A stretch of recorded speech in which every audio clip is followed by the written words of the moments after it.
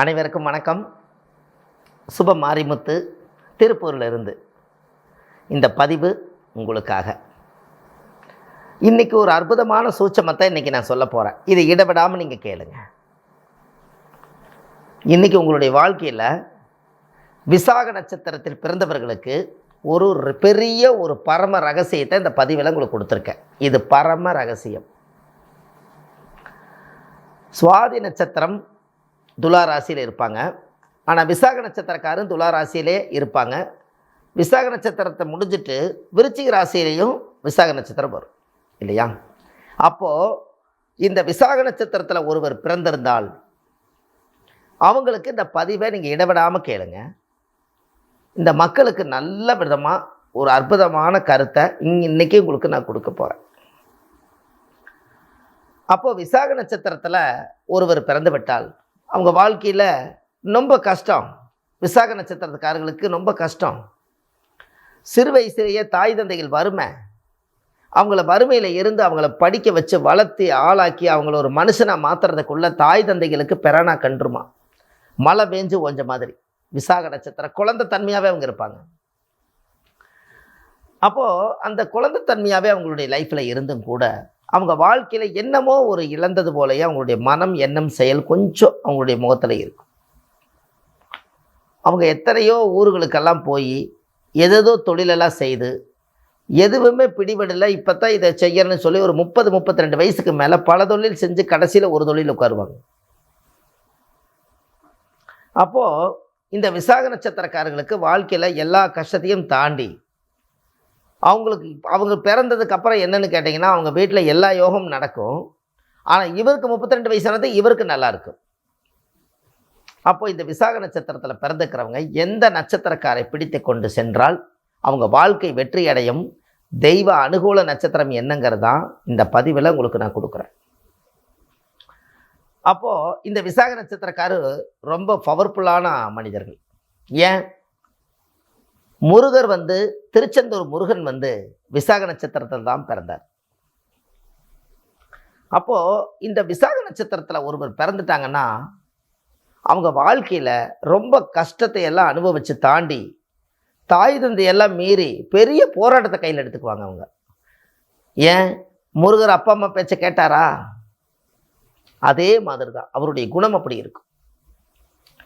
அப்போ அந்த வாழ்க்கையில் என்ன பண்ணுறதுன்னே தெரியாமல் அவங்களுக்குள்ள ஒரு மிகப்பெரிய குழப்பத்தை உண்டு பண்ணிக்கிட்டு ஒரு தெளிவில்லாமையே கொஞ்சம் காலம் இருப்பாங்க.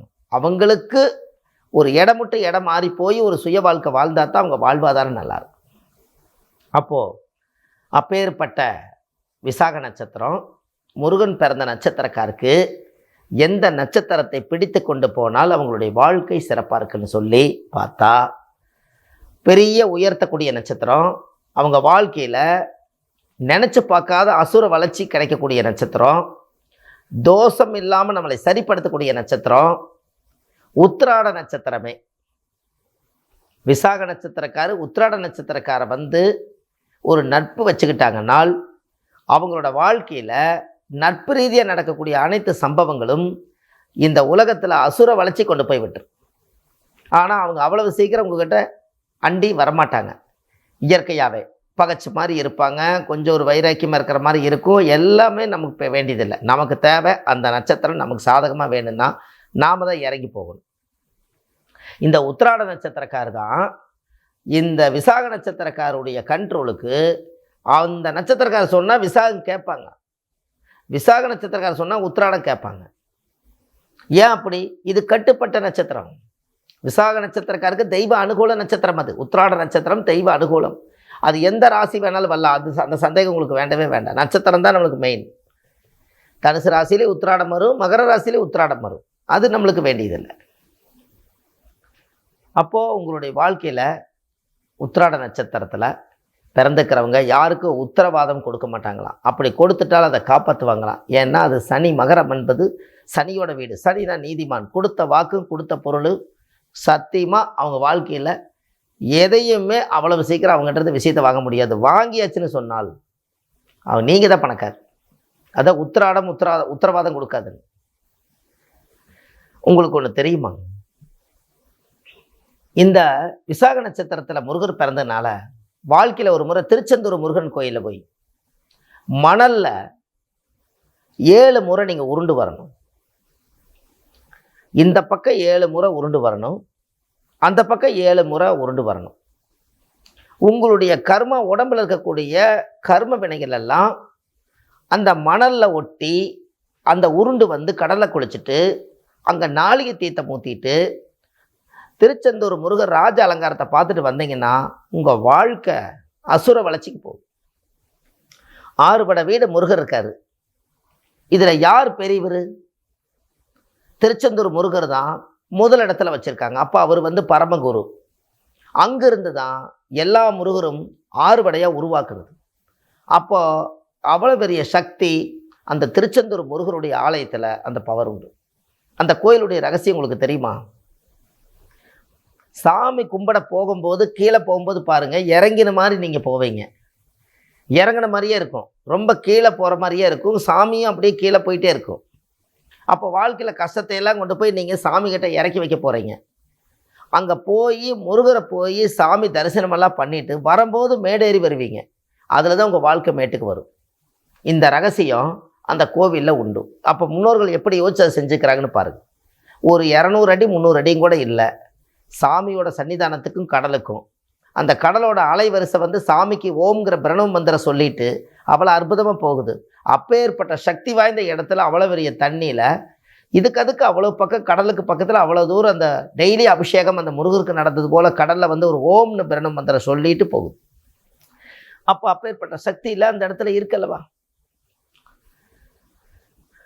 அப்போ அந்த பிரணவ மந்திரம் ஓம்னு சொல்லி உங்கள் வாழ்க்கையில் அது சரியாகுதல்ல. அப்போ அந்த இடத்துல அத்த பெரிய ஒரு சக்தி அந்த இடத்துல இருக்குது. அதனால் விசாக நட்சத்திரத்தில் பிறந்துக்கிறவங்களுக்கு ஜாதகத்தில் நிறைய பிரச்சனைகளை உருவாக்கி வச்சுருக்கோம். சிறு வயசுலேயே அப்பா அம்மாவுடைய பாசமே இருந்தாலும் அவருக்கு அந்த சப்போர்ட் கிடைக்காது, அந்த அனுகிரகம் இருக்காது. என்ன பண்ணுறதுனே அவங்களுடைய லைஃப்பில் தெரியாது. நிறைய குழப்பங்கள் இருக்கும். இதையெல்லாம் நம்ம சரிப்படுத்தணும். நீங்கள் அந்த ஜாதகத்தை எடுத்து பாருங்கள். விசாக நட்சத்திரத்தில் யாராவது பிறந்திருந்தால் அவங்க குரு திசையில் தான் பிறந்திருப்பாங்க. அப்போ திருச்செந்தூர் முருகனுடைய படத்தை நீங்கள் சோப்பில் வச்சுக்கலாம், உங்களுடைய வீட்டில் மாட்டி வச்சுக்கலாம். விசாக நட்சத்திரத்தன்னைக்கு சாமிக்கு ஒரு நைவேத்தியம் பண்ணலாம். டெய்லி பூ ஏதாவது சாமிக்கு சமர்ப்பணம் பண்ணலாம். திருச்செந்தூர் முருகருடைய காலையில் கந்தசஷ்டி கவசம் படிக்கலாம். இப்படி எல்லாம் நீங்கள் செய்து விசாக நட்சத்திரக்கார உத்திராட நட்சத்திரக்கார கையில் வைத்து கொண்டு இந்த உலகத்தில் நீங்கள் மிக பிரம்மாண்டமான வாழ்க்கையை நீங்கள் வாழ முடியும். அவங்களோட சப்போர்ட் நம்மளுக்கு தேவைப்படுது.